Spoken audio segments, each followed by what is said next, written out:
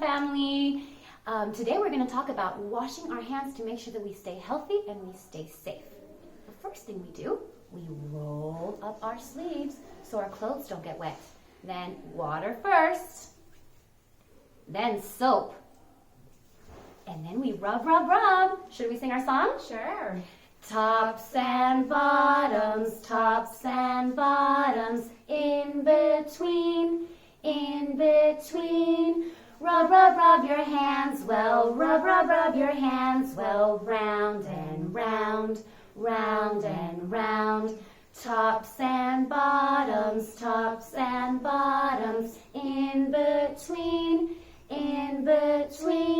rub, rub, rub your hands well, rub, rub, rub your hands well. Now they're clean, super clean. And when we're done, we go shake, shake, shake, shake, shake to get rid of the excess water. And we use one paper towel. One is enough to dry our hands. The paper towel goes in the trash can. All done. Good job, everybody. This makes sure that we wash our hands for 20 seconds. And we have a little fun doing it. Thank you so much for watching. See you soon. Bye-bye.